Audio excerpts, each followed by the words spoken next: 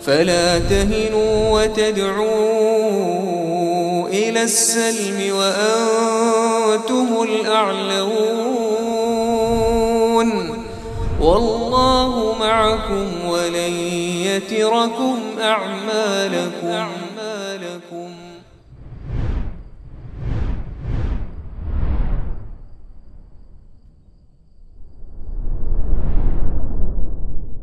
Assalamualaikum warahmatullahi wabarakatuh.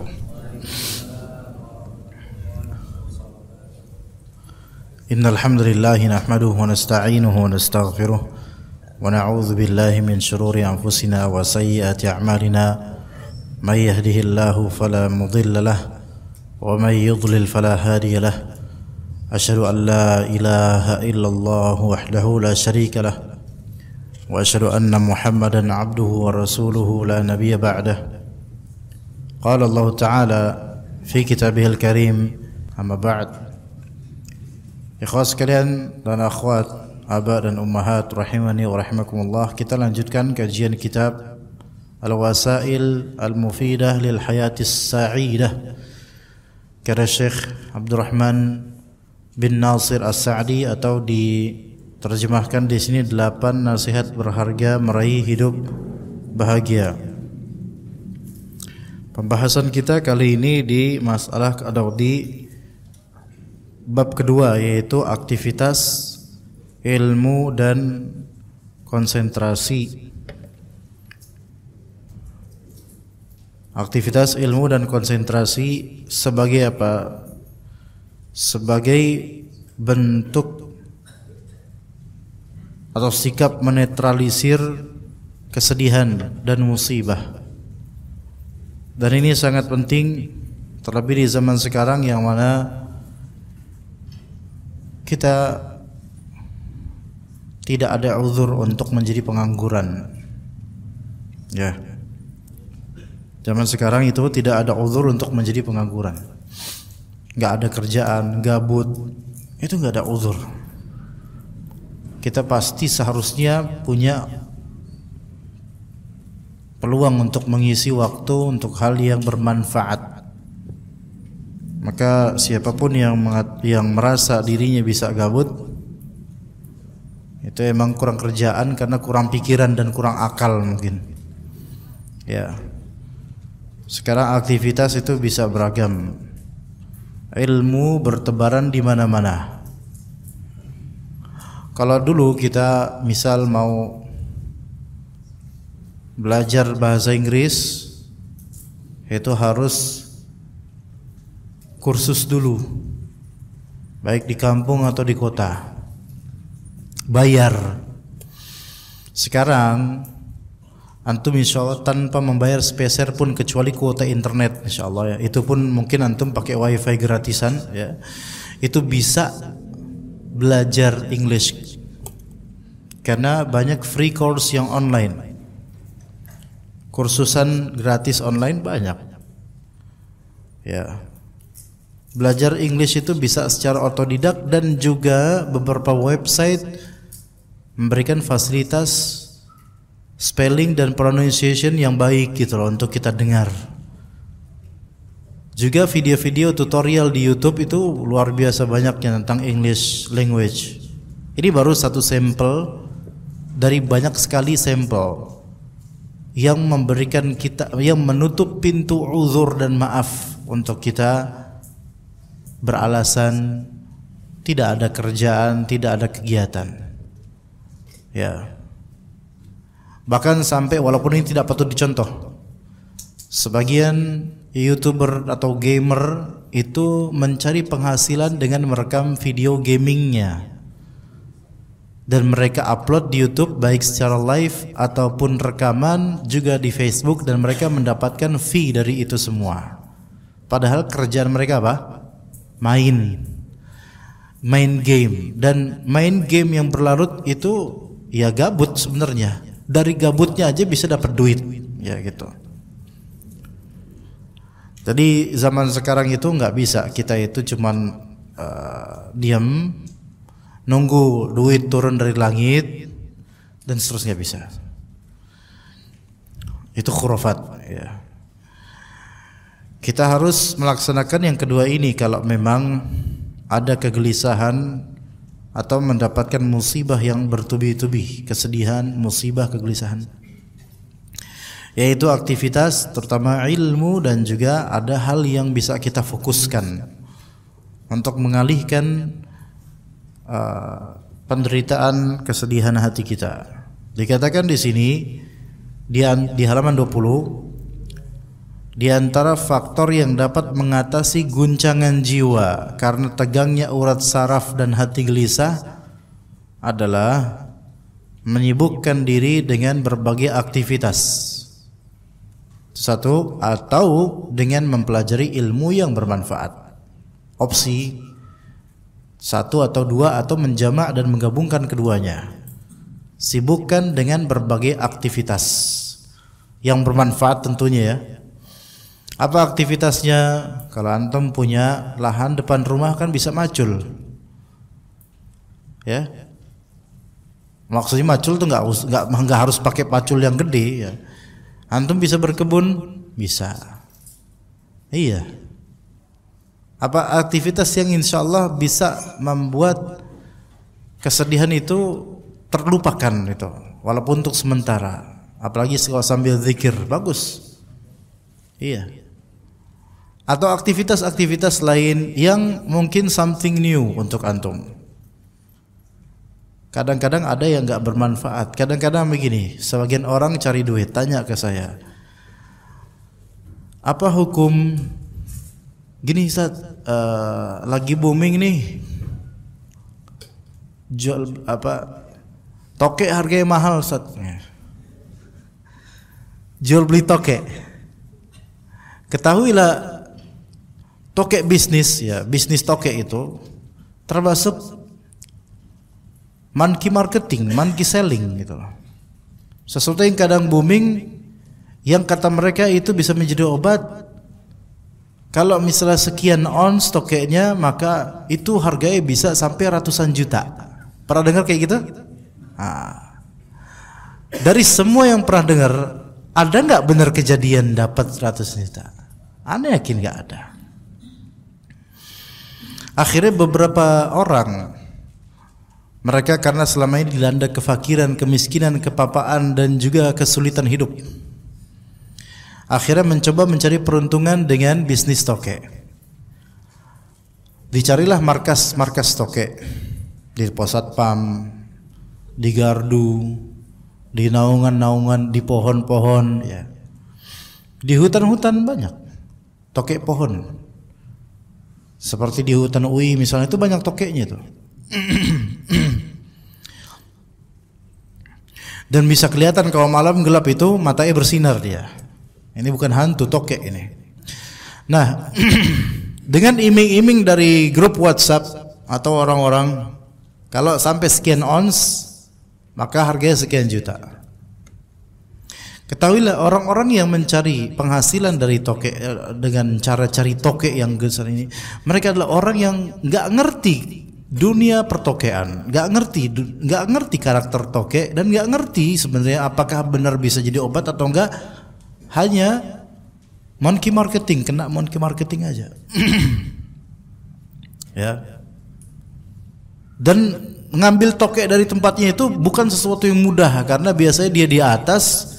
Dan tokek adalah binatang, termasuk binatang paling sensitif dan paling mempelajari gerak-gerik orang yang mencurigakan. Maka si tokek itu akan tahu kalau antum sedang mengincarnya. Dia akan mempelajari dan dia akan kabur ke selak yang sulit untuk antum. Dan tokek itu karakternya kalau di situ, mangkal di situ, bakal di situ terus tiap malam, tiap jam segitu. Itu kedisiplinan tokek itu di antara karakternya. Antum pantengin, dapat nggak kira-kira? Nah, itu susah dapatnya. Dan cara megangnya juga harus profesional, harus pro. Karena salah pegang, kegigit, nunggu geledek kata orang. Walaupun itu khurafat, sebenarnya nggak gitu. Kalau antum digigit tokek, ya cukup taruh di kayu, ntar lepas dia. Nggak perlu nunggu beduk atau geledek, nggak perlu. Ya, itu khurafat, nggak. Itu kinayah, maksudnya dia nggak bakal lepas sampai lama gitu loh. Nah, katakanlah bahwasanya antum mendapatkan toke itu, plek, gede. Seberapa gede sih? Toke itu binatang yang sangat ringan seperti cicak. Dia cicak besar dia, cuman dia totol-totol tubuhnya dan sebenarnya halus tubuhnya itu. Dan karakter toke itu kalau antum simpan, ambil, plek, masukin ke dalam kemasan atau ke dalam kotak dari peti atau dari kayu. Dan binatang seperti toke ini termasuk binatang yang mudah stres, mudah tertekan. Ya, jadi ada binatang yang memang mudah stres, di antaranya toke ini. Ketika toke itu mudah stres, maka dia akan menyusut kecil tubuhnya. Makanya sebagian orang udah dapat toke gede mungkin segempal gitu gede, ditimbang di pertama kali, wah ini mungkin nyampe 0, sekian ons nih. Pas dibawa ke seller atau buyer pembeli, itu jadi kecil tokenya. Wah, nipu nih. Ya memang itu yang terjadi. Ya. Kalau nyari toke yang gede, itu toke yang memang udah apa ya? Kabir ya, toke kabir apa? Kan ada Ustadz kabir ya, ini toke kabir gitu, toke besar gitu yang memang sudah statusnya itu status nenek moyang, gitu. Itu sejak tahun berapa jebot. Nah itu mungkin ya, warnanya itu udah nggak mencerminkan hidup segan, mati pun tak mau.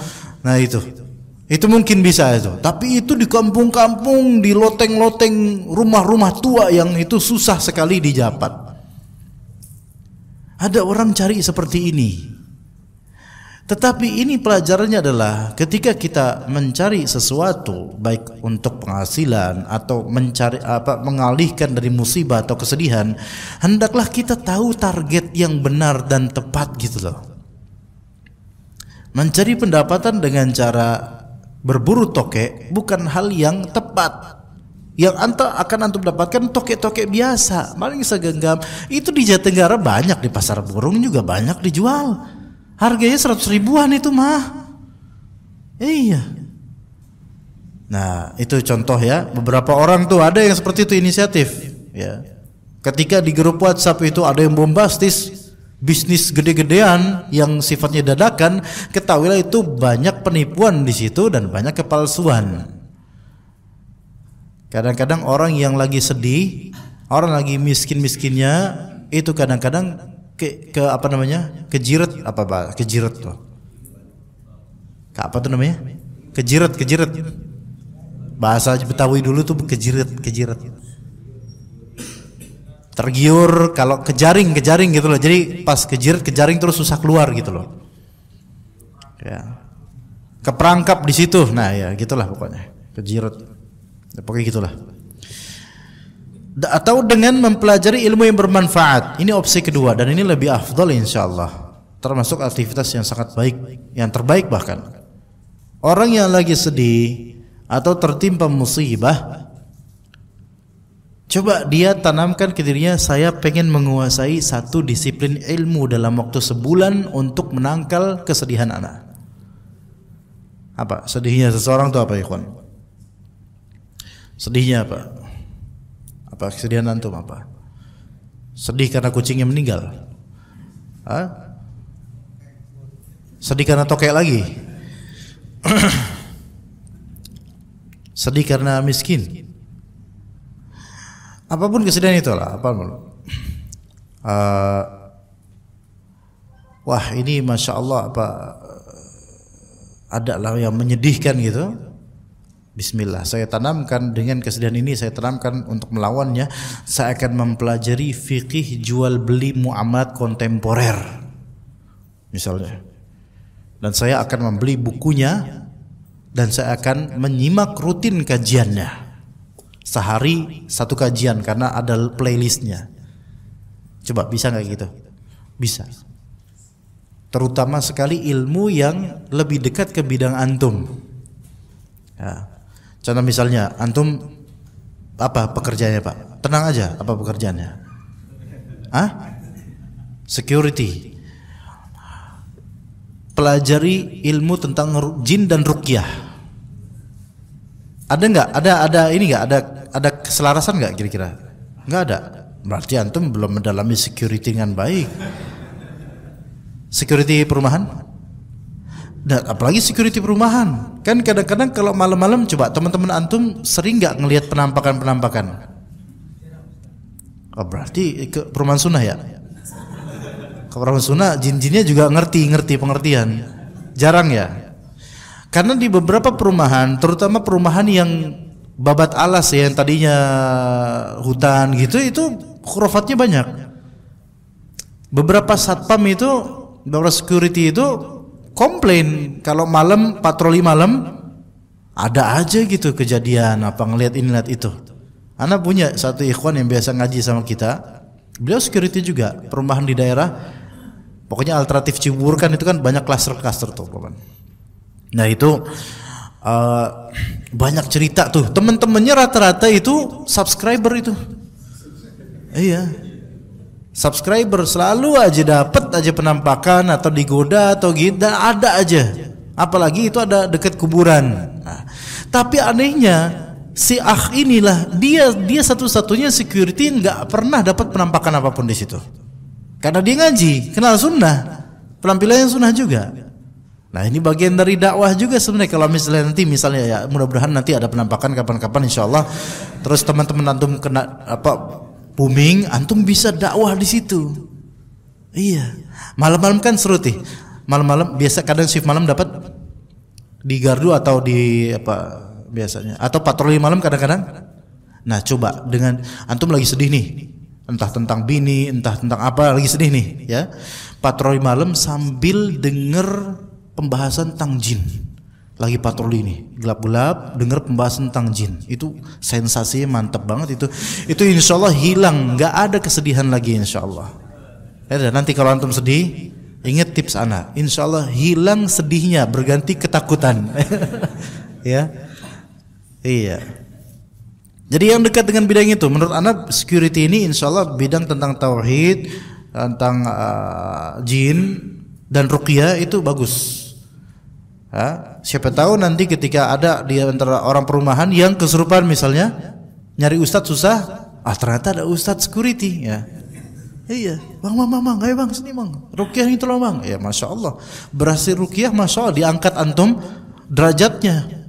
Ya diangkat oleh Allah dan juga diangkat oleh mereka menjadi komisaris security ya. Iya, gitu, masya Allah.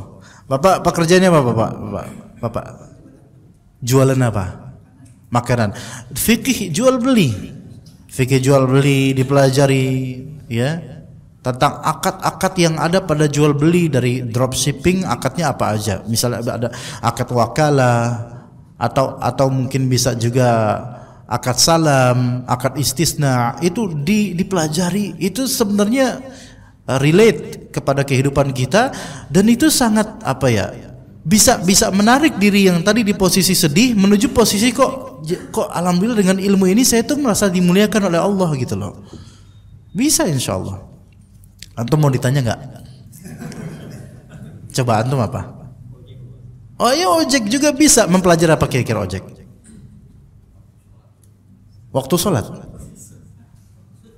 Mempelajari apa? Ini hilal gitu, hilal. Enggak ada nyambungnya hilal. Oke, kalau ojek online bukan mas, ojek online.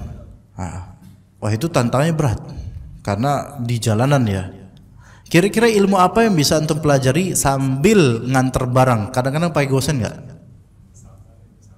Ilmu sabar. Kalau itu jangan kan beliau, ana pun iya juga, ana juga butuh ilmu sabar. Iya. Jangankan beliau, ana ngadepin antum aja kadang-kadang harus sabar.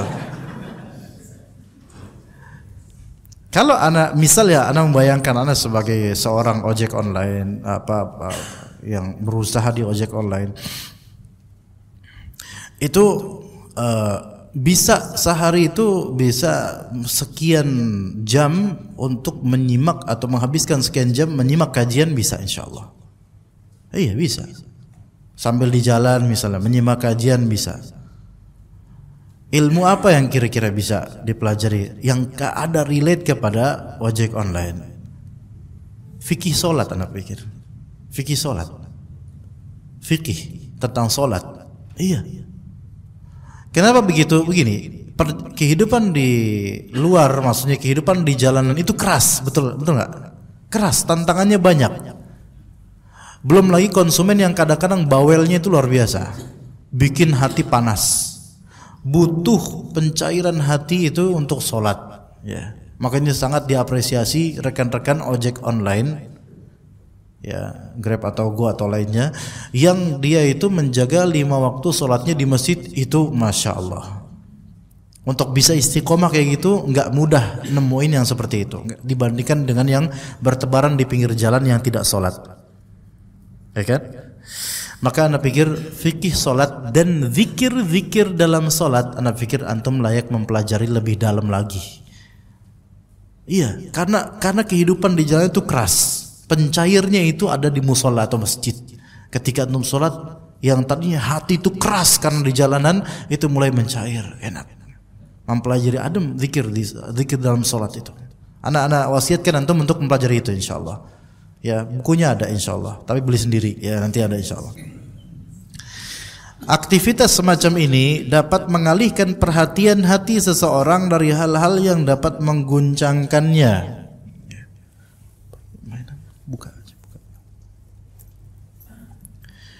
Bahkan mungkin mampu melupakan faktor-faktor yang mendatangkan kesedihan dan musibah.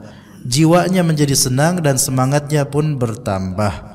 Faktor-faktor semacam ini bisa berlaku bagi orang yang beriman dan yang tidak beriman. Hanya saja orang yang beriman itu unggul dengan keimanan dan keikhlasannya ketika dia menyibukkan diri dengan ilmu yang dia pelajari atau yang dia ajarkan, juga dengan perbuatan baik yang dia lakukan. Iya. Coba misalnya seorang dia usaha mencari nafkah melalui Gokar misalnya, ya misalnya GrabCar atau Gokar.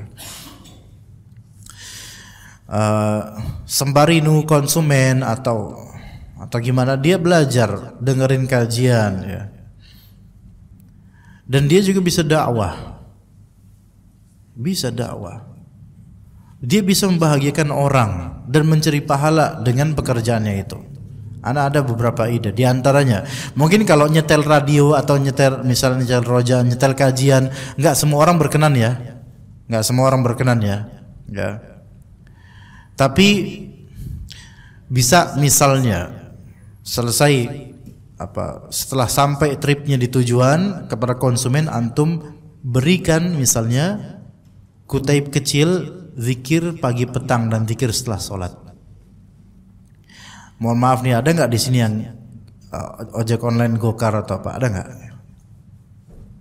Nggak ada yang mau ngaku ya? Iya, dikira takut anak bakal numpang. Nggak. Antum beli buku zikir pagi petang kecil, ya harganya 1 pieces paling berapa ribu saja. Beli grosiran deh, murah insyaallah.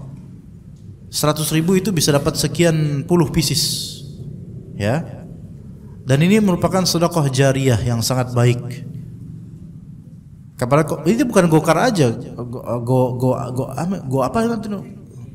Gojek baik itu juga bisa. Selesai trip, Pak, ini ada hadiah dari saya. Jarang-jarang itu driver ngasih ke konsumen hadiah. Dan itu hadiah yang lebih berharga di dunia dan seisinya. Dikasih, Pak, ini buat zikir pagi petang. Ya. Kalau di Muslim, kaget dia. Masya Allah, ini saya baru ketemu orang kayak emas. Ya, antum juga jawab, sama Pak, saya juga baru ketemu orang kayak antum. Ya kan? Lah kalau misalnya dia Nasrani gimana? Itu repot tuh. Ini zikir pagi petang, maaf Pak, saya Nasrani. Ya udah masuk Islam dong makanya gitu. Maksa banget. Ya. Beneran, ya. Dengan dakwah yang surprising seperti ini, kadang bisa menjadi jalur hidayah. Bapak Gojek, Pak? Baik atau Kar? Baik Kar? Baik, sama seperti beliau. Kenal beliau enggak? Iya, Masya Allah. Beliau aja nggak kenal antum, apalagi ana. Iya, bisa dengan cara seperti itu. Atau misalnya seorang penjual. Tadi siapa tadi? Bapak misalnya, Pak jualan apa Pak? Pak jualan apa Pak? Makan mie ayam. Beli 3 dapat buku saku 1.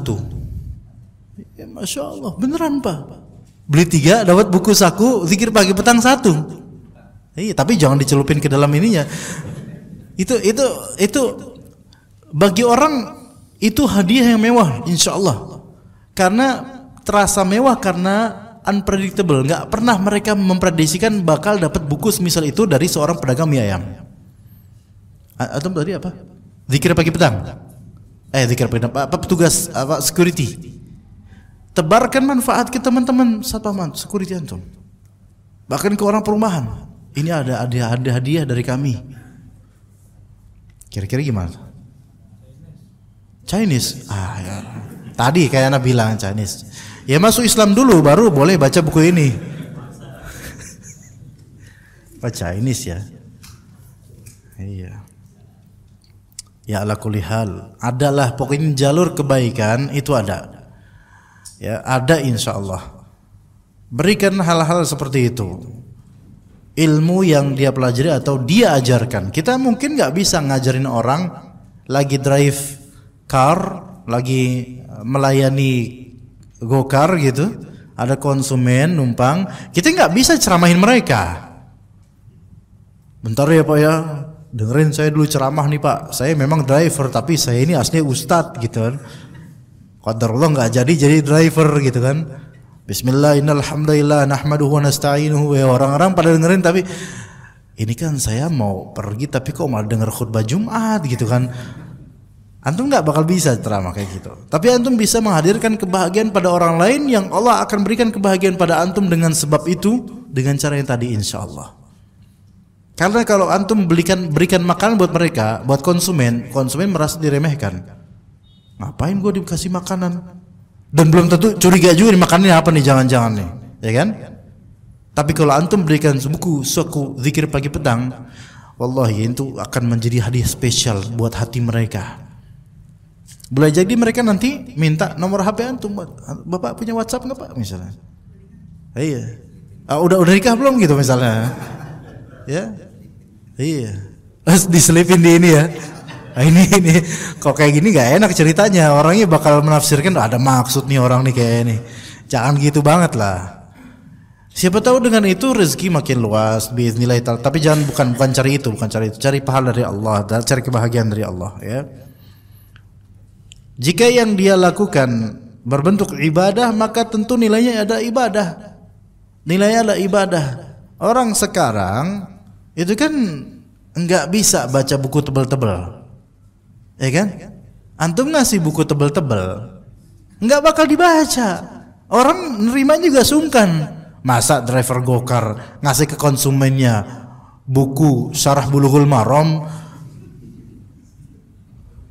Jangankan Syarah Bulughul Maram, buku kecil gini aja yang dikasih gratis nggak dibawa ke pengajian. Iya, ya kan? Itu saking banyaknya orang sekarang malas-malas. Iya. Nah, jadi kasihlah yang kecil, aplikatif, dan orang tuh merasa terhargai dengan diberi itu gitu loh, tanpa merasa diceramahi. Itu ide yang brilian, insya Allah. Coba terapkan jemaah. Baik antum itu sebagai pedagang, baik antum sebagai pengusaha driving, baik antum sebagai security sekalipun. Ya jangan kasih ke yang kafir, jangan kasih yang ke muslim. Ya apapun itu, antum bisa mendatangkan kebahagiaan pada orang lain. Ya mengorbankan sedikit dari harta untuk pahala yang banyak itu bukanlah hal kesia-siaan insya Allah. Ya nggak seberapa gitu loh. Ya.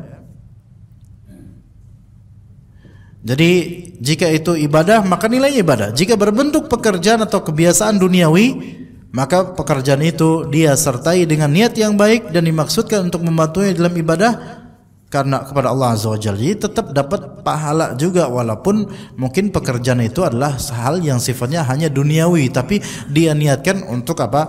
Untuk Allah Subhanahu wa taala bisa dapat. Tapi kalau niatnya untuk Allah berarti tanpa pamrih.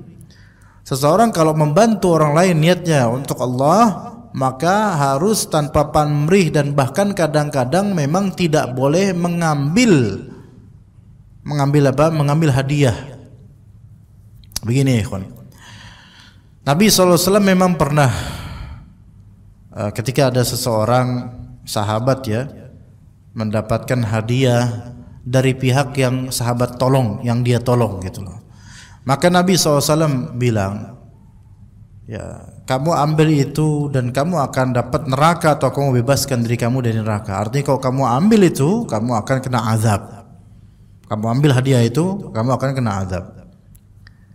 Tapi di sisi lain Rasulullah SAW juga menyatakan bahwasanya sebaik-baik yang bisa antum dapatkan ganjaran atau fee adalah dari Al-Quran, yaitu mengajar ilmu agama, Al-Quran dan seterusnya. Seolah bertentangan hadis ini, padahal tidak. Ada sebagian dari asatidzah yang memfatwakan bahwa dengan hadis yang pertama tadi diancam neraka gara-gara ngambil hadiah tersebut, itu diharamkan menerima amplop kajian dari panitia. Ustadz dilarang. Ini salah. Yang sejujurnya ini salah. Ini fatwa yang tidak benar dan tidak sesuai dengan pemahaman ulama terhadap hadis tersebut. Apa bedanya ikhwan? Begini bedanya. Ketika antum menawarkan suatu bantuan untuk kebaikan, maka di situ antum tidak diperbolehkan dalam Islam untuk mengambil atau memungut hadiah. Ana ulangi, lebih lengkap. Ketika antum menawarkan suatu kebaikan atau memang itu tugas wajib antum yang sudah dikontrak untuk kebaikan tersebut, maka haram menerima hadiah. Bisa difahami nggak di sini? Ana ulangi. Jika antum menawarkan jasa kebaikan secara sukarela atau memang sudah kewajiban antum secara kontrak melakukannya, maka antum dilarang untuk mengambil hadiah dari situ.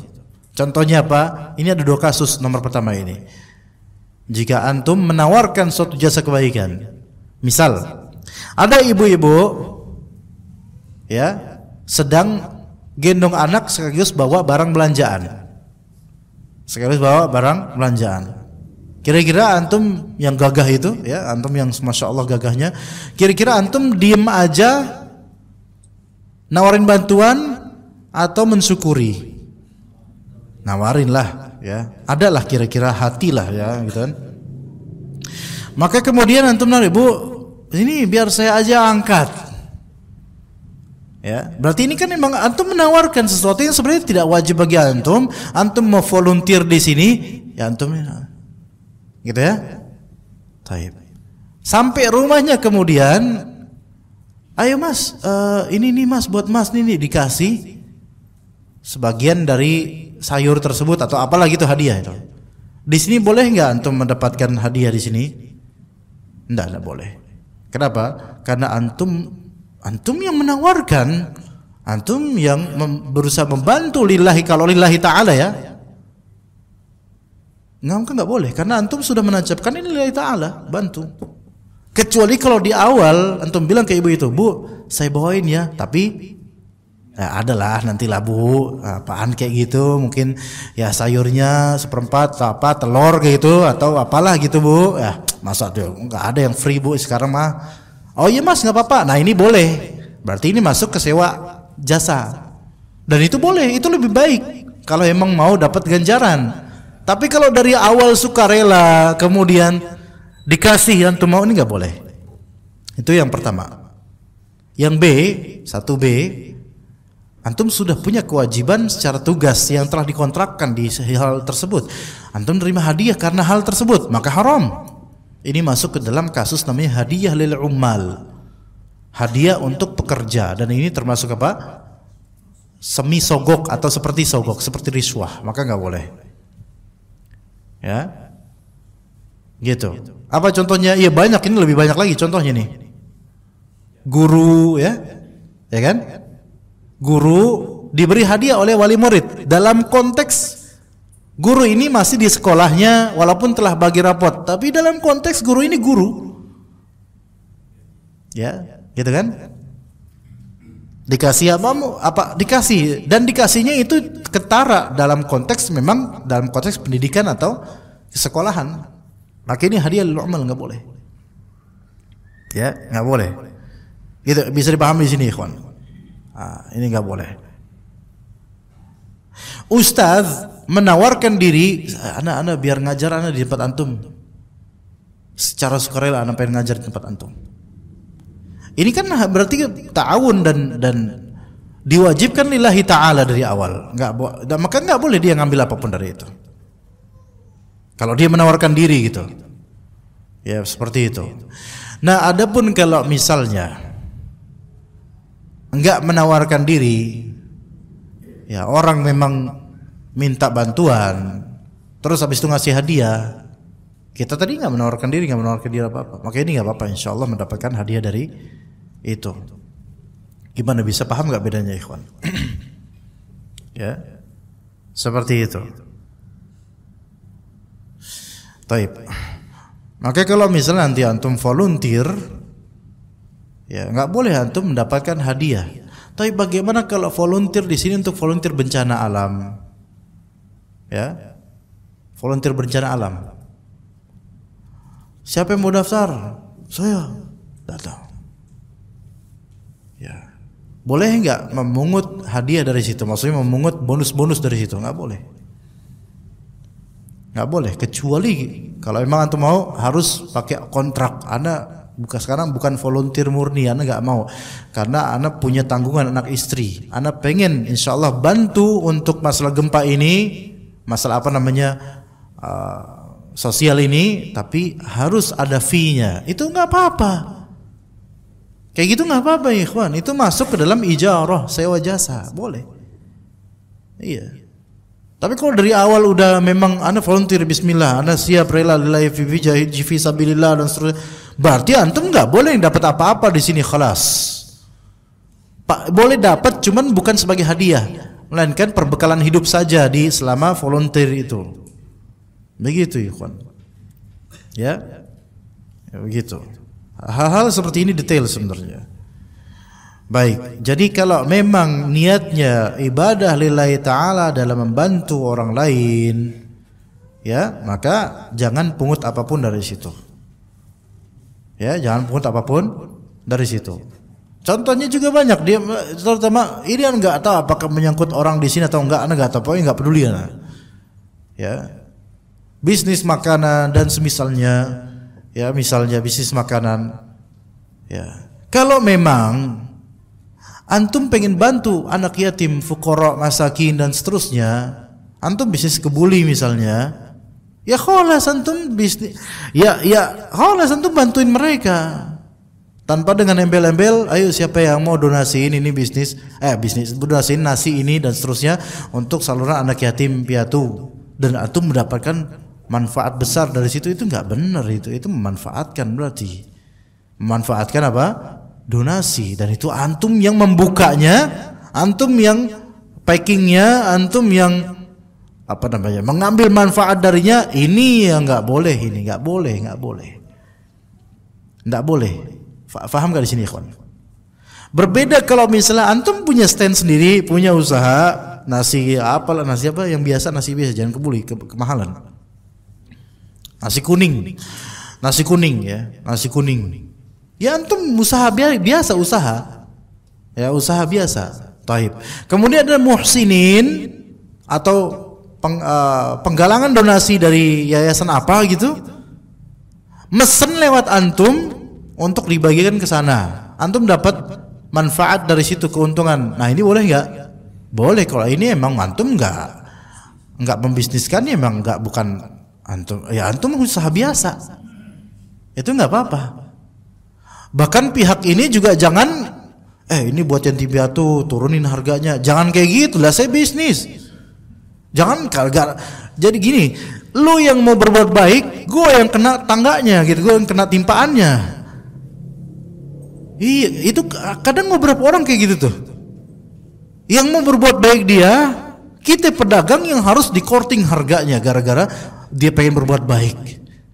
Kalau antum pengen berbuat baik, harga normal di ana Antum berkorban karena antum lah yang punya niatan baik. Ana mah niatnya dagang, ya enggak? Seperti jangan kemudian tahu enggak nih buat yatim piatu antum harus apa ya? Ikutan dong, apa ya maksudnya adalah kontribusinya buat ini anak yatim piatu dan seterusnya. Iya. Kira-kira antum kalau digituin gimana? Lu bukan pedagang kan? Makanya lu ngomong kayak gitu. Iya, situ yang pengen berbuat ihsan, kita yang kena getahnya. Dengan mungkin keuntungan dengan effortnya itu nggak sebanding gitu loh. Jangan, itu zalim jadinya. Orang ini, pedagang ini berhak untuk mendapatkan keuntungan yang sesuai dengan effortnya. Begitu ya ikhwan. Dan karena itu semua maka faktor-faktor tersebut sangat berperan di dalam menghilangkan kesedihan dan berbagai macam musibah. Betapa banyak orang yang ditimpa kegoncangan hati dan kesedihan yang berlarut sampai akhirnya ditimpa berbagai macam penyakit.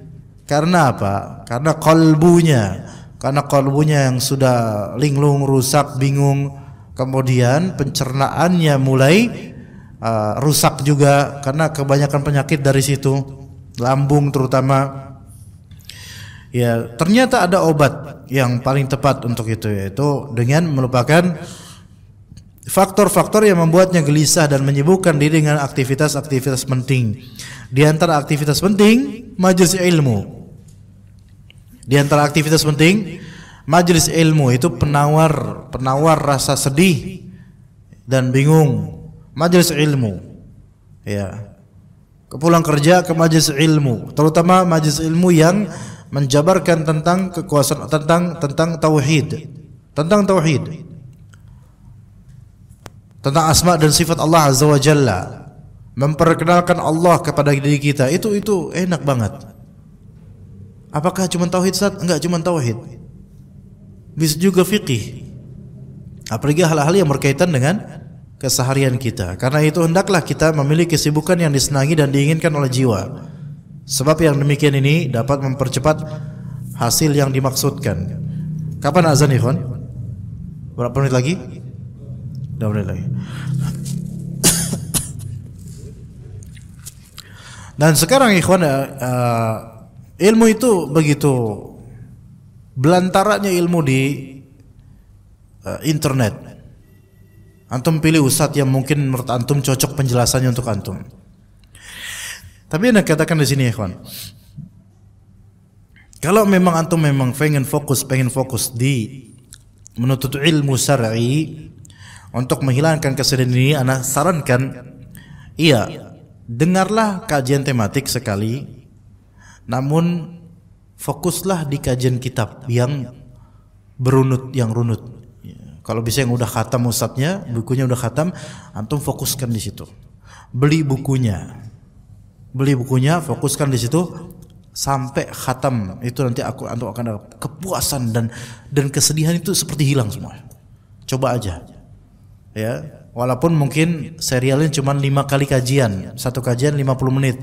Itu udah sangat bagus. 5 kajian antum sambil buka bukunya, dengerin, simak ustadz itu bicara. Itu insyaallah obat yang sangat baik buat antum. Itu yang diantara yang ana sarankan ya. Jika nanti ada pertanyaan, apapun pertanyaannya, tafadhol dicari kertas, insyaallah ba'da isya akan kita teruskan lagi insyaallah. Jika ada pertanyaan, ya insyaallah taala. Sebentar lagi, mau azan? Masih berapa menit lagi? Khalas. Sallallahu alaihi wa Muhammad wa ala alihi wa sahbihi ajma'in.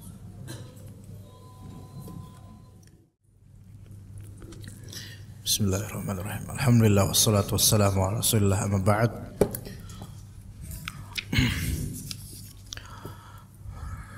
Sudah kita lanjutkan insyaallah taala. Jika ada pertanyaan disegerakan aja, langsung diberikan ke depan. Dikatakan di sini di antara hal yang juga dapat menolak kesedihan dan kegelisahan adalah mengonsentrasikan segenap pikiran pada pekerjaan yang ada pada hari itu, tidak memikirkan hal-hal yang akan datang atau kesedihan yang pernah terjadi. Jadi ada 2 hal di sini yang kadang nyangkut di pikiran, yaitu hal-hal yang akan datang, yang masih gaib. Atau yang kedua, kesedihan akan apa yang telah terjadi. Jadi future-nya itu tentang future, yaitu tentang masa depan, dia galau. Dan tentang masa silam, mungkin dia pernah tersakiti atau sedih akan sesuatu. Dua hal ini yang kerap menghambat progres atau kemajuan diri kita di masa hadir saat ini, gitu loh. Ya, syukran. Betapa banyaknya orang yang terhalangi dari produktivitas masa kini disebabkan kekhawatiran masa depan atau masih berlarutnya dia dengan luka masa lampau. Ya, hidup itu di dunia ini sementara gitu ya. Jadi dia harus move on dari apa yang telah lampau, dan dia harus tawakal sama Allah akan apa yang akan datang. Karena itu Nabi SAW meminta perlindungan, memohon perlindungan kepada Allah dari dua hal, yaitu dari al-ham dan al-huzn. Ham dan huzn, atau kadang disebut juga hazan. Al-huzn itu artinya kesedihan atas hal-hal yang telah berlalu, yang sudah tidak mungkin ditolak dan tidak bisa diraih kembali. Ya, itu namanya al-huzn, kesedihan akan apa yang lampau. Jadi huzn atau hazan itu biasanya berkaitan dengan hal-hal yang sudah berlalu, entah luput akan sesuatu atau disakiti atau hal-hal lain yang telah berlalu. Ini huzn namanya, kesedihan ini namanya huzn.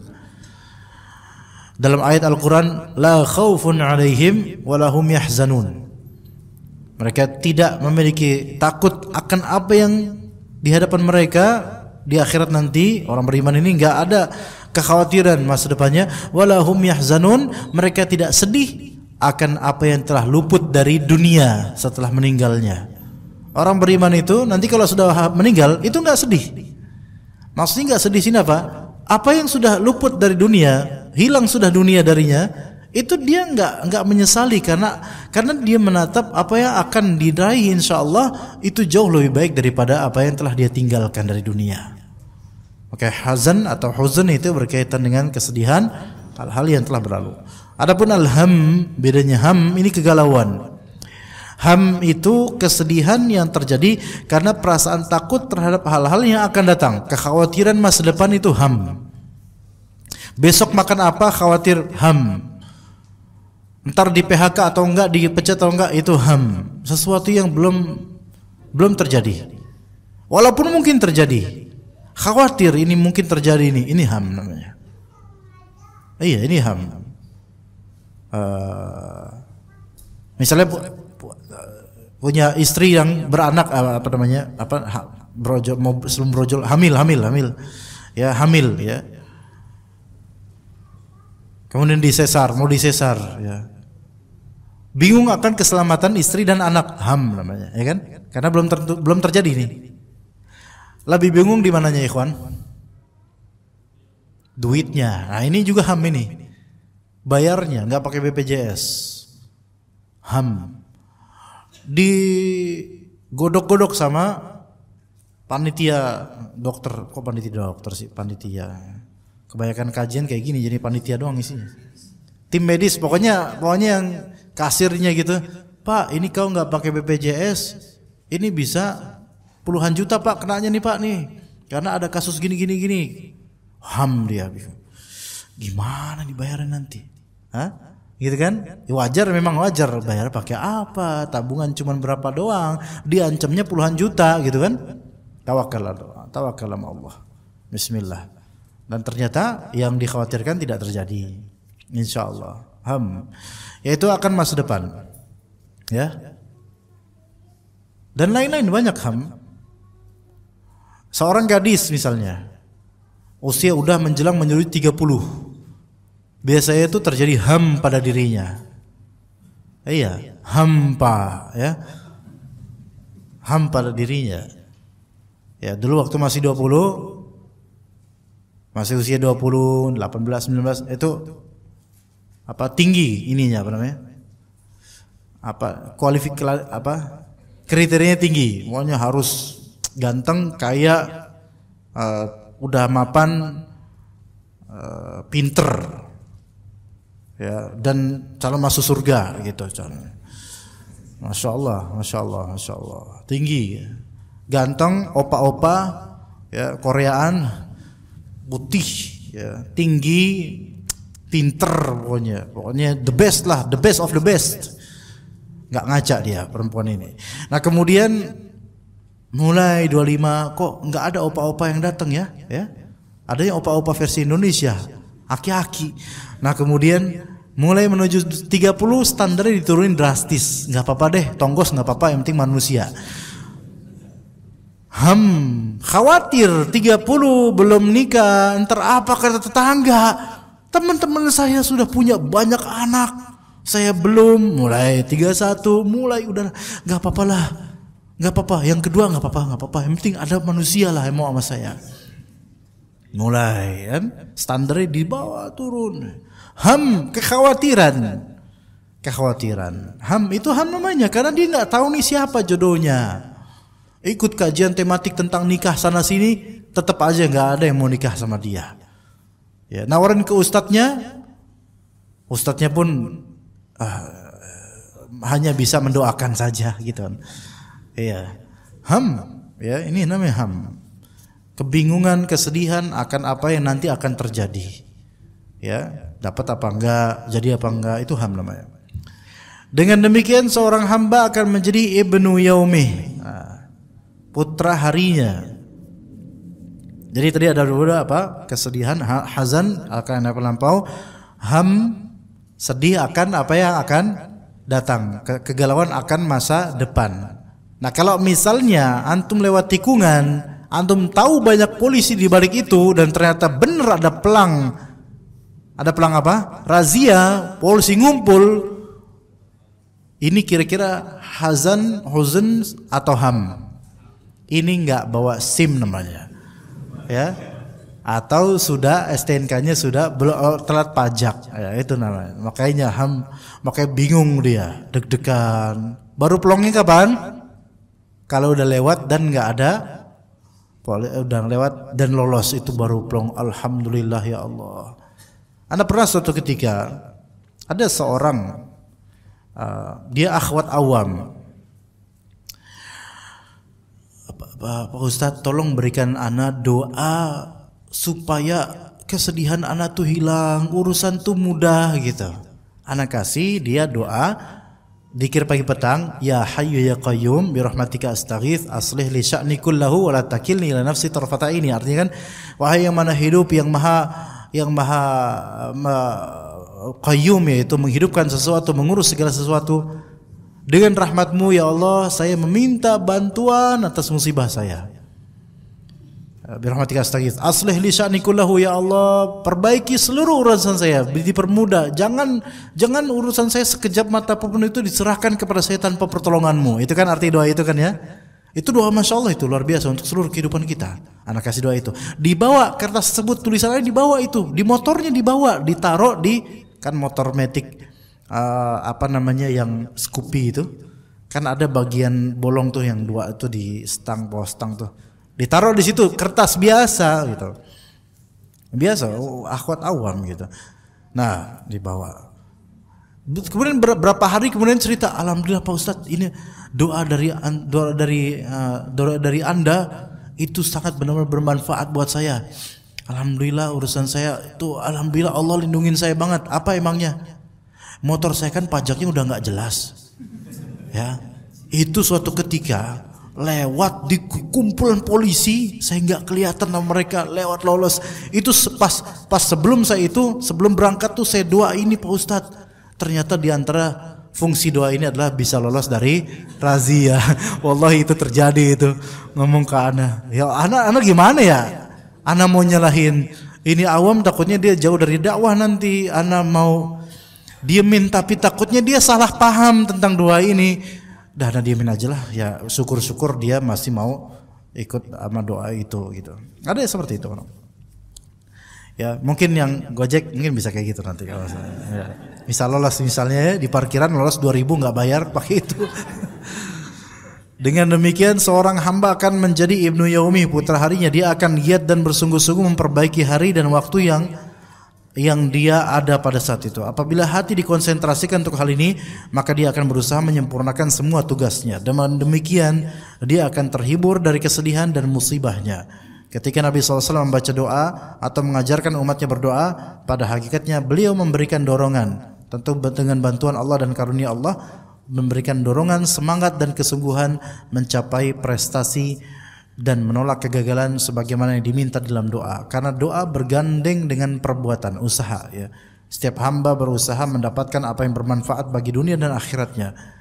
Dan dia juga berdoa memohon pertolongan Allah agar sukses mendapatkan apa yang dia inginkan. Insyaallah untuk hadisnya kita akan lanjutkan pada bulan mendatang biidznillah taala. Untuk materi kita cukup sampai sini insyaallah. Ini ada beberapa pertanyaan akan kita bacakan insyaallah taala.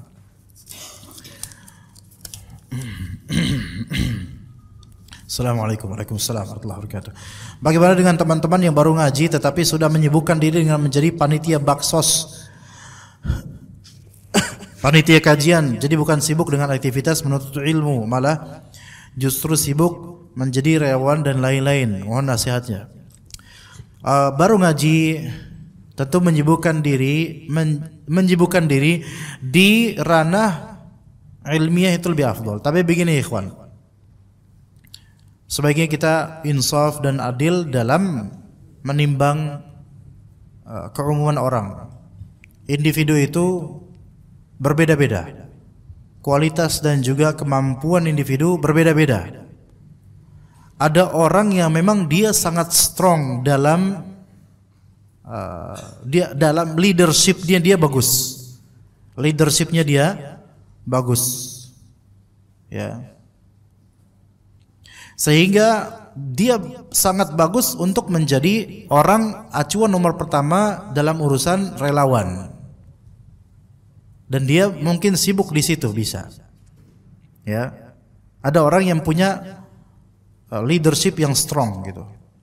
Memang Allah kasih dia kelebihan di situ. Dan dia misalnya baru hijrah, tetap wajib atasnya menyibukkan diri dengan ilmu wajib. Tetapi jangan kita tutup potensi dia dalam kebaikan ini. Biarkan dia memanfaatkan karunia yang Allah berikan padanya dalam urusan leadership itu. Tetapi tetap harus di bawah bimbingan dari ustaz atau orang yang berilmu yang bisa mengarahkan dia. Ini kuncinya. Jangan kita bilang antum nggak boleh sama sekali urus relawan dan baksos sama sekali, enggak. Kalau ini kita nggak boleh menutup karunia Allah yang ada pada seseorang, tetapi kita arahkan dia. Paham nggak maksudnya lah? Ngerti nggak maksudnya sini? Ada orang yang memang dia punya bakat dalam masalah leadership atau dalam masalah baksos, dia pintar dalam masalah bisa memanage dengan baik. Mungkin dia memang sejak sekolah itu dia sudah sangat bagus dalam organisasi. Yang seperti ini jangan antum bilang antum baru hijrah, nggak boleh antum jadi panitia, nggak boleh antum jadi ini, nggak. Kita harus adil dalam masalah ini, ikhwan. Allah Ta'ala memberikan dia rezeki dan karunia kebaikan ini. Jangan antum nafikan dan jangan antum tutup. Biarkan dia berbuat baik, tapi dibatasi dan diarahkan oleh ahli ilmu, orang yang berilmu atau ustaz. Gitu.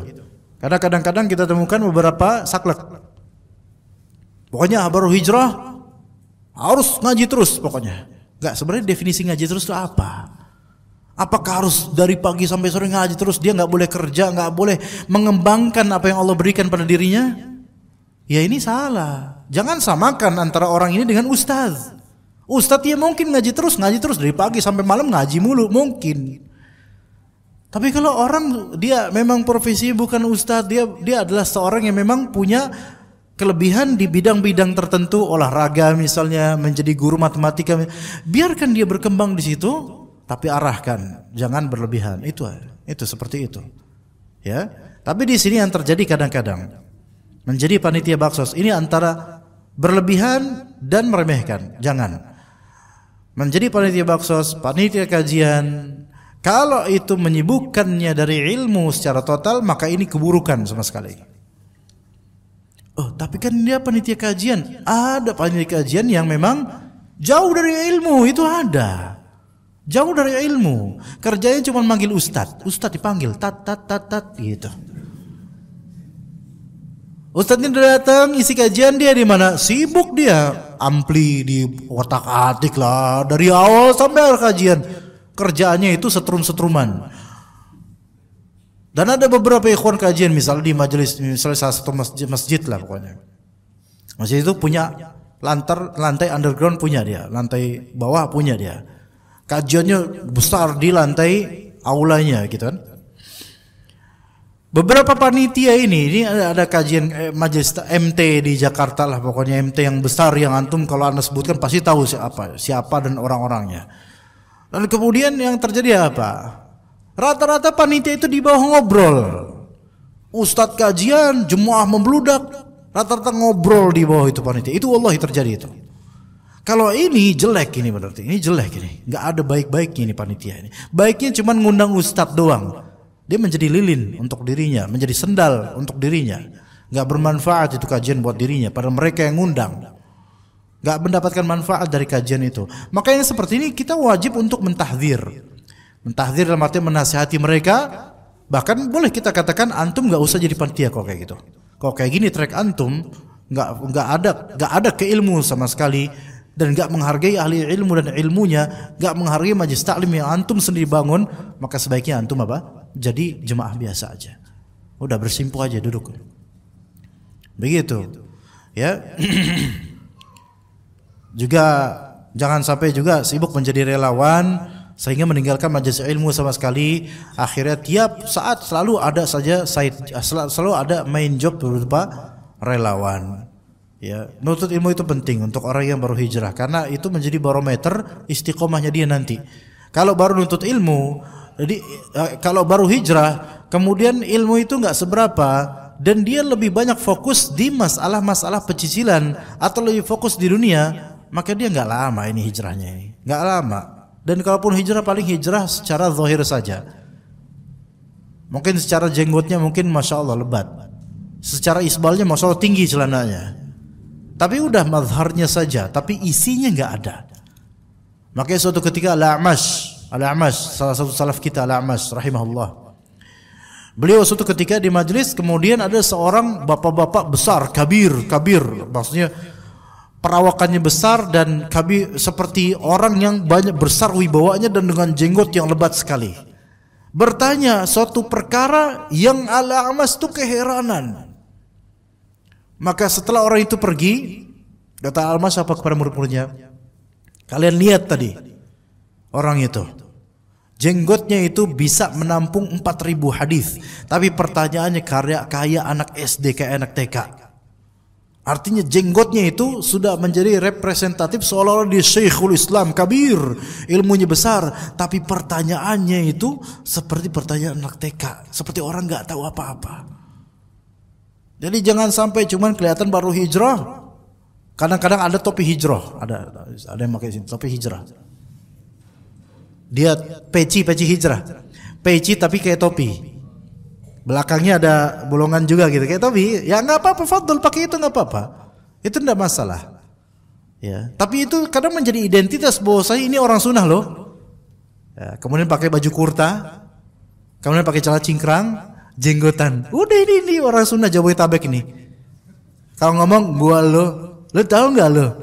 Nggak anak antum nggak? Lo tahu nih Blok M nih Jabodetabek nih pasti Jakarta Selatan ini. Tapi kalau antum tanya tentang hukum fikih yang dasar nggak ngerti. Antum selama ini ngaji di mana? Anak panitia kajian akhi, anak panitia anak biasa. Ya biasa kita bentuk event terus ya dengan gaya ngomong ala selebriti. Kita tuh biasa bikin event gitu, gaya-gaya alay gitu. Tahu nggak kita tuh bikin event, tahu nggak lo? Ya, Jakarta Selatan. Tapi nggak ada isinya. Antum udah ngundang ustaz siapa? Udah. Anak mau sebutin ustaz fulan. Itu anak punya kontaknya. Isinya nggak ada, ya Allah. Isi nggak ada. Yang seperti ini juga ada, sepertinya ada. Yang sepertinya ada. Tapi banyak kebaikannya banyak. Bisa ngundang ustaz fulan, bisa banyak kebaikannya, potensinya besar, bagus, masya Allah. Cuman Ngapain kita hijrah untuk menjadi lilin? Membakar diri sendiri dan orang diterangi olehnya. Buat apa? Apakah nanti ditanya sama Allah pertanggungjawabannya bagaimana dia untuk dirinya? Untuk urusan harta saja Rasulullah SAW mengatakan anfiq ala nafsik, nafkahkan dirimu sendiri dulu sebelum istrimu. Itu urusan makan lo. Lah urusan yang lebih berat dari makan yaitu ilmu syar'i dan iman. Diri sendiri dulu coba, ayo di charging benar-benar. Begitu. Ya ini juga nasihat untuk yang kosong dalamnya, kelihatannya masya Allah tapi kosong dalamnya karena kebanyakan sibuk menjadi panitia atau relawan dan semisalnya. Tapi enggak semua panitia seperti ini, enggak. Ini beberapa saja. Rata-rata justru Anda lihat panitia di Jakarta ini masya Allah.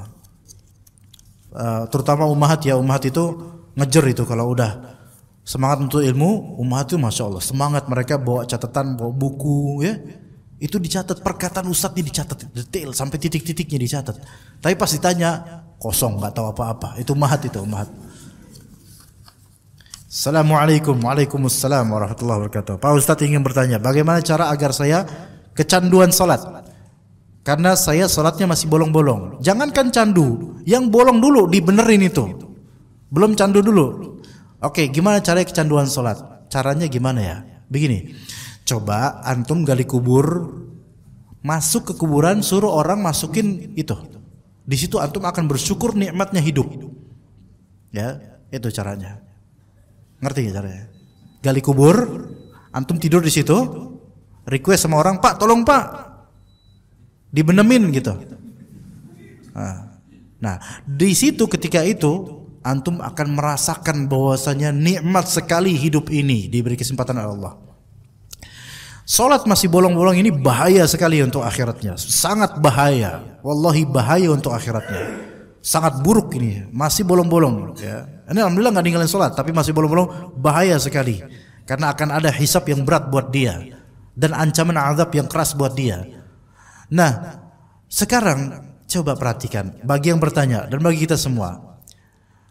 Buat list sekarang ya, buat yang bertanya ini nanti malam nih saya tantang antum yang bertanya nih, buat list, dicari kertas, sebutkan nama-nama orang terdekat antum wahai penanya yang sudah meninggal di belakangan hari, entah tahun sekarang atau tahun kemarin, 10 aja ya, antum lihat udah meninggal mereka ya, dan kemudian 11 tulis nama antum di situ ya. 1 Adi, 2 Ahmad, 3 Fulana, 10 siapa Jatmiko misalnya, 11 tulis nama antum di situ dalam kurung menyusul. Iya, ini bukan doa, ini untuk antum melihat bahwasanya orang-orang ini sudah tidak Allah beri kesempatan sholat dan antum masih sekarang diberi kesempatan sholat. Minimal kalau nanti malam nih, minimal antum masih diberi kesempatan sholat tahajud yang antum tidak tahu besok pagi antum masih nafas atau enggak tahu, karena 11 ini nih, 11 ini nomor 11 antum. Iya, dari ini kan ada 11 orang nih, 10 sudah mati, 11 kan antum pastinya kan, karena ini yang belum nih, ini yang belum nih. Iya, masih ada kesempatan buat sholat. Taubat dari bolong-bolong ini, taubat. Karena udah kebayang bolong-bolong, gak usah diqadha, taubat, minta ampun sama Allah Azza wa Jalla, dan berazam besok tidak akan pernah meninggalkan sholat fardu sekalipun satupun, bahkan sholat sunnah usahakan. Cara kecanduan akan sholat, lihat Rasulullah SAW pernah berkata, salli salata muwaddi'in, sholatlah seperti sholatnya orang yang mau berpisah dengan kehidupan. Artinya seolah-olah ini sholat terakhir dia. Maka itu akan mencandukan insya Allah ta'ala. Tapi bagaimana mau bisa mencandu seperti itu kalau dia masih bolong-bolong? Maka taubat dulu dari itu. Taubatin yang udah bolong-bolong itu. Ayo, nomor 11 antum bakal mati itu. Dari 11 orang, 10 sudah mati, tinggal 11 antum. Coba bikin list seperti itu. Bukan hanya yang penanya ya, semuanya bikin list seperti itu.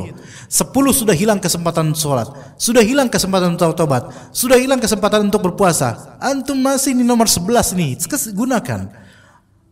Ada seseorang dalam hadis Nabi SAW, 2 orang ya, yang cuman beda setahun doang. Satunya mati duluan, setahun kemudian temannya mati. Ternyata temannya ini besar, tinggi derajatnya, jauh melampaui yang setahun sebelumnya sudah mati. Kok bisa? Karena yang ini diberi kesempatan lebih setahun untuk taubat, beramal soleh dengan amalan-amalan yang mungkin orang yang mati duluan ini belum mengamalkannya. Kesempatan antum sekarang. Ya, jangan disia-siakan. Sudah banyak orang yang meninggal. Maka jangan sampai nomor 11 ini menjadi nomor 10. Bismillah, izin bertanya Ustaz. Ketika kita diajak jadi panitia i'tikaf dan ketika selesai masih ada uang sisa dari donasi, lalu uang tersebut dipakai makan-makan panitia dan dibelikan baju untuk panitia, apakah hal itu boleh dilakukan? Tergantung dari donasi ini, fitur atau keterangan yang disebutkan apa ketika menggalang donasi. Ya, kalau dalam menggalang donasi untuk i'tikaf, ya, itu insyaallah secara uruf itu untuk seluruh kemaslahatan i'tikaf serta panitianya. Tetapi di sini kalau untuk makan-makan panitia, kapan makan-makannya? Nah itu dia. Kalau makan-makannya pas di sesi-sesi i'tikaf maka tafadhol, karena itu adalah maslahat dalam i'tikaf. Tapi kalau makan-makannya di luar i'tikaf maka tidak hak, tidak benar. Juga dibelikan baju untuk panitia. Kalau baju itu fungsinya untuk maslahat i'tikaf maka boleh. Tapi kalau misalnya seragam panitia i'tikaf boleh. Tapi kalau misalnya baju tersebut untuk pribadi individu maka jangan, itu bukan haknya. Tapi ini sisa Ustaz. Kan panitia ini kan harusnya mendapatkan ihsan lah dari kita. Enggak. Karena niatan para donatur atau orang yang berbuat ihsan dalam hal ini, mereka itu memperuntukkan sebagaimana klausul yang antum jabarkan itu untuk i'tikaf. Untuk i'tikaf. Di luar untuk i'tikaf tidak. Di luar untuk masalah i'tikaf tidak. Tapi ini panitia i'tikaf, Ustaz. Iya, panitia i'tikaf. Tapi masalah uang ini apakah untuk pribadi individu panitia atau untuk masalah i'tikaf? Kalau untuk pribadi individu panitia enggak bisa. Nggak bisa, nggak boleh. Misalnya ini kan uang sisa donasi. Kapan uang sisa donasi ini? Uang sisa donasinya tanggal 29, udah malam beduk malam apa sih namanya? Malam takbiran. Ini udah nggak ada sesi i'tikaf. Lah terus ini uang sisa gimana, Ustaz? Di sini kembalikan ke, kalau memang ada donatur khusus yang itu, antum tahu donasinya, antum lapor ke mereka. Atau antum cari ridho mereka, antum cari nomor telepon mereka, WhatsAppin satu-satu, afwan ini masih ada sekian sisa, tolong ridhoi, boleh nggak buat makan-makan di luar i'tikaf, udah nggak ada i'tikaf, dan buat baju panitia untuk sebagai kebaikan buat mereka. Kalau pada ridho baru insyaallah halal. Kalau belum ada ridho nggak halal. Tapi udah terlanjur dibuat baju, balikin atau ganti duit. Dan kemudian bilang lagi ke siapa? Nomor-nomor tersebut. Afwan ini sisa uang donasi i'tikaf kemarin. Ngerti nggak yang ngomongin jemaah? Karena uang ini amanah. Lisan yang antum tuturkan di klausul donasi itu lisan syariat nanti jadinya. Itu yang akan dihisab di hari akhir. Antum gunakan untuk apa? Akan ditanya oleh Allah. Nanti ditanya. Ini yang sisa buat apa? Kita belikan apa? Baju untuk panitia. Memang secara urf itu baik. Enggak, tapi ini kan sesuai klausul untuk i'tikaf. Dan baju untuk panitia itu enggak ada kaitannya dengan i'tikaf, kecuali mungkin baju seragam panitia i'tikaf di awal-awal udah dibeliin. Nah, itu mungkin. Tapi kalau di akhir-akhir bonus untuk para panitia enggak. Tapi panitia berjasa. Panitia berjasa, mereka tidak mengadakan istilah ijarah atau sewa jasa. Maka enggak buat hadiah panitia, enggak. Ya. Apalagi kalau dari awal panitia udah menancapkan kita ini fisabilillah, jar fisabilillah. Maka enggak ada hadiah dong, kalau kayak gitu enggak boleh ada hadiah. Seperti yang tadi disebutkan, kalau antum volunteer enggak ada hadiah kalau antum memang pengen fisabilillah. Begitu ikhwan. Nah, kalau udah terlanjur dimakan, terlanjur itu semua yang makan dan semua yang dapat bajunya duit, konversikan ke duit, Kembalikan nominal yang tersisa itu berapa, kemudian panitia ini ketua yang tanggung jawab harus kontak, kalau misalnya ada kontaknya, kontak satu-satu orang yang dulu pernah donasiin, minta keridhaan mereka. Kalau nggak semuanya, minimal sebagian lah yang ketahuan, minta keridhaan mereka. Nggak apa-apa minta keridhaan mereka, nggak apa-apa di sini. Kami minta ridhonya. Kalau ternyata mereka ridho, maka uang balikin lagi ke masing-masing penikmat dari makanan atau baju-baju itu. Sampai sini ikhwan paham? Ya seperti itu. Urusan donasi itu amanah besar ikhwan, amanah besar, nggak ringan, nggak ringan. Jangan antum tancapkan diri antum di amanah yang akan dihisab di hari akhir. Kecuali kalau emang antum kompeten dan antum siap mempertanggungjawabkan, dan jangan keseringan. Hati-hati. Assalamualaikum, waalaikumsalam warahmatullahi wabarakatuh. Saya driver ojek online. Antum yang nanya? Bolehkah driver ojek online menunggu orderan di dalam masjid atau di lingkungan masjid, atau tidak sengaja masuk orderan pas sedang masjid? Namanya nunggu orderan, bukan ngorder. Beda. Ya. Nunggu orderan berarti nunggu rezeki, bukan order, bukan mengorder, bukan memesan. Dia tidak sedang berjual beli, enggak. Dia sedang istirahat. Ya nunggu aja orderan, nanti juga datang, tapi kan dia nggak tahu ada orderan apa enggak tahu. Maka ini beda dengan orang yang memesan di masjid atau di teras masjid, beda. Nah, tidak sengaja masuk orderan pas sedang di masjid, mau diapain lagi? Coba. Nggak sengaja masuk orderan pas sedang lagi di masjid, masuk orderan. Masa mau dia kutuk? Ini orang terkutuk banget ini, ngorder pas saya lagi masjid. Ya enggak, orang nggak tahu. Maka ini semua nggak masalah insyaallah. Bagaimana kalau ngorder gokar, go bike di masjid? Boleh atau tidak? Asalnya itu tidak boleh karena itu masuknya apa? Dia bertransaksi gitu kan ya. Tetapi kadang-kadang ada kebutuhan yang tidak memungkinkan untuk keluar dulu gitu loh. Kadang-kadang, contohnya ada nih Pak. Contohnya nih Khon. Misalnya ada nih Ustadz habis kajian, kan panitia ngerebutin atau sebenarnya nggak mau dikerebutin, tapi kadang-kadang dikerebutin, apa ngobrol sama panitia. Anda nggak bawa kendaraan, Anda harus mesen dulu kan? Ya, Anda nggak enak mau bilang di luar aja kita ngobrol. Di luar di parkiran banyak umahat, lebih nggak enak lagi itu. Ya, udah di sini aja lah aman lah daripada fitnah di luar. Ngorderlah di dalam masjid karena ini mau gimana lagi? Ya, mau nyuruh panitia yang order, nggak enak juga. Udah, Bismillah. Makanya seperti ini memang karena kebutuhannya tidak memungkinkan untuk di luar.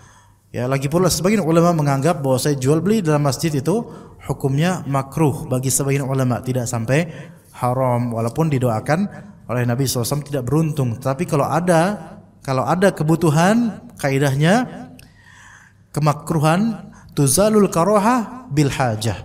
Kemakruhan itu bisa hilang karena kebutuhan. Kita dilarang atau diharamkan menerima imbalan atau hadiah dari orang lain bila kita menawarkan kebaikan yang ingin ditanya. Ya, taib. Ini nggak ada titik, nggak ada apa ini, langsung aja dia semuanya menawarkan kebaikan. Yang ingin ditanyakan, bagaimana kalau yang ditolong memaksa kita untuk menerima imbalan? Dia bilang saya ikhlas, apakah masih haram? Terima aja dan sebaiknya kasih ke orang lain. Kalau memang antum berusaha ikhlas, terima, tapi kasih ke orang lain. Terima karena orang ini maksa. Ya, itu ada beberapa konteks yang kita itu jelas ini haram kita terima, tapi nggak bisa kita nggak terima orang yang maksa. Kadang-kadang sebagian guru tuh kayak gitu, wali murid datang, ini kasih hadiah sarung, kasih hadiah makanan. Maaf bu, kita jelasin haramnya, nggak terima dia. Nggak haram dari mana bapak? Udah. Daripada membazir, daripada saya timpuk ke muka anda, ya mendingan ambil. Nggak apa-apa pak, kita nggak enak udah. Nah terus gimana dong? Bedakan menerima karena ridho dengan menerima karena terpaksa. Maka menerima karena terpaksa, setelah itu antum bisa alihkan ke yang lain. Makanan ini tidak haram secara zat. Yang haram adalah apanya? Yang haram adalah menerimanya, perbuatan menerimanya, ya, bukan karena zat makanan itu. Maka asal makanan itu sebenarnya halal, ya. Nah, begitu. Kecuali kalau dikasih disodorin pas guru, disodorin wali murid makanan babi, haram. Ya. Udah sogok, babi pula, gitu kan? Kesel dia. Ya. Nah, itu haram kita punya hujah untuk menolaknya untuk semua muslim. Ustaz, bagaimana sebaiknya sikap istri yang suaminya bermudah-mudahan interaksi dengan lawan jenis? Gimana cara interaksinya di sini? Di kehidupan nyata? Di kehidupan nyata atau di dunia maya? Sikap istri kalau suami bermudah-mudahan interaksi dengan lawan jenis, dilihat suami ini apa pekerjaannya, gitu loh. Ya, apa pekerjaannya? Kalau memang pekerjaannya operator, ya mau gimana, ya emang harus kayak gitu, ya. Tapi kalau dia nggak ada kaitan dengan lawan-lawan jenis ini, dari perempuan-perempuan, akhwat-akhwat, nggak ada urusan, tapi sering interaksi, maka harus sering dinasihati.